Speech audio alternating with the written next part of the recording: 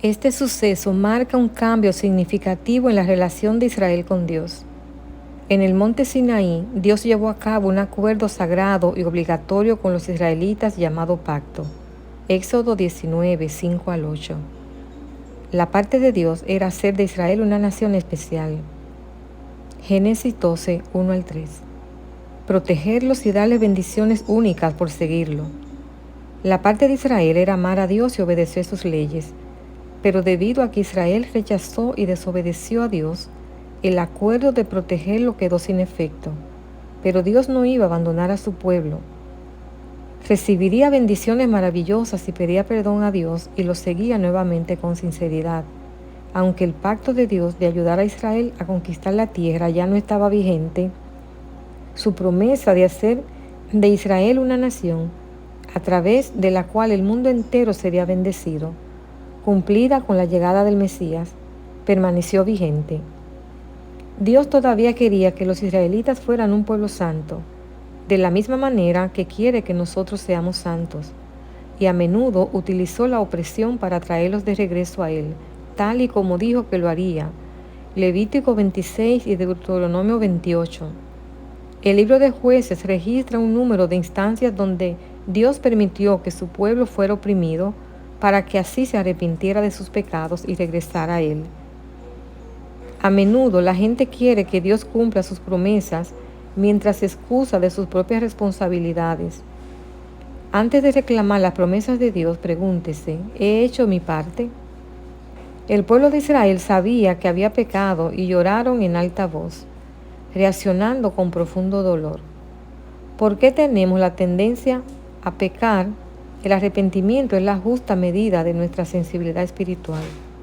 Arrepentirse es pedirle a Dios que nos perdone y luego abandonar nuestros caminos pecaminosos.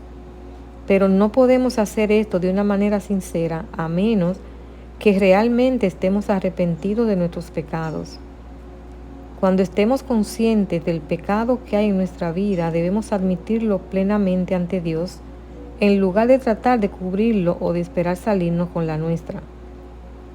Una generación murió y la siguiente no siguió a Dios.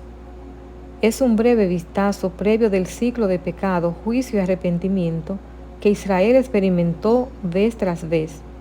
Cada generación fracasó al intentar enseñar a la siguiente generación a amar y a seguir a Dios. Pero esto estaba en el mero centro de la ley de Dios. Deuteronomio 6, 4 al 9.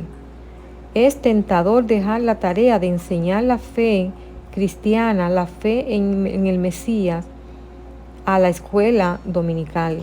Sin embargo, Dios dice que esta responsabilidad pertenece básicamente a la familia. Debido a que los niños aprenden mucho con el ejemplo, la fe debe ser una cuestión familiar. Baal era el dios de la tormenta y de las lluvias, por lo tanto se creía que controlaba la vegetación y la agricultura. Astarot era la diosa madre del amor, la guerra y la fertilidad. También se le llamaba Astarte, Astoret, Istar. La prostitución en el templo y el sacrificio de niños eran parte del culto a esos ídolos cananeos. Esta generación de israelitas abandonó la fe de sus padres y comenzó a adorar los dioses de sus vecinos. Muchas cosas nos pueden tentar a abandonar lo que sabemos que es correcto.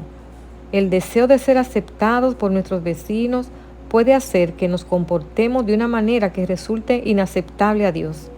No permita que la presión lo lleve a la desobediencia. A menudo Dios reservaba su dura crítica y castigo para aquellos que adoraban ídolos. ¿Por qué eran tan malos los ídolos ante los ojos de Dios? El adorar a un ídolo violaba los primeros 2 de los 10 mandamientos de Éxodo 20, 3 al 6. Los cananeos tenían dioses para cada ocasión y estación, actividad o lugar. Para ellos, el Eterno era tan solo otro Dios que añadirían a su colección de dioses. Israel, por su parte, tenía que adorar exclusivamente a Yahweh. Para ellos no era posible creer que Dios fuera el único Dios verdadero y al mismo tiempo inclinarse a un ídolo. Los idólatras no podían ver a su Dios como su creador porque ellos lo habían creado. Los ídolos representan aspectos sensuales, carnales e inmorales de la naturaleza humana. Sin embargo, la naturaleza de Dios es espiritual y moral. Era intolerable que se añadiera la idolatría a la adoración de Dios. A pesar de la desobediencia de Israel, Dios mostró su gran misericordia al levantar jueces para salvar al pueblo de sus opresores. Misericordia que se ha definido como no darle a una persona lo que merece. Esto es exactamente lo que hizo Dios por Israel y lo que hace por nosotros. Nuestra desobediencia exige juicio, pero Dios nos muestra su misericordia al darnos un escape del castigo del pecado por medio de Jesucristo, Yeshua, el Mesías, quien es el único que nos salva del pecado.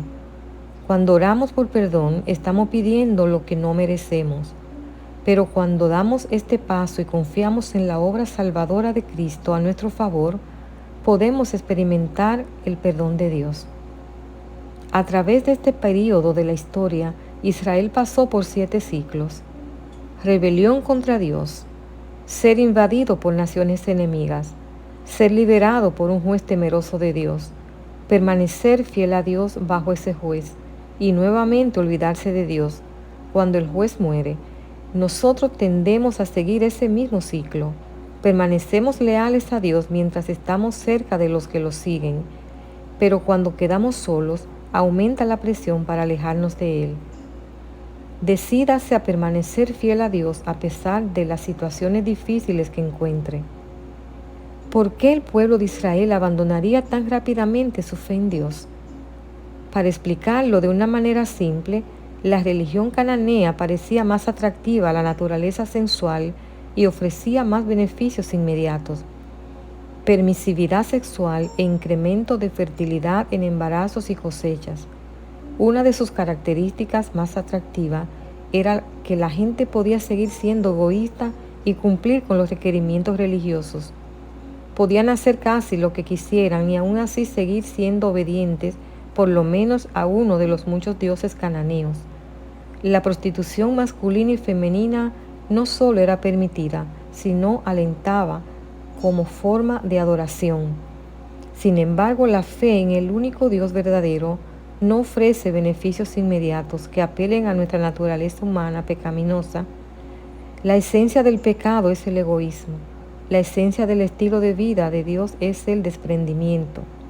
Debemos buscar la ayuda de Cristo para vivir el estilo de Dios.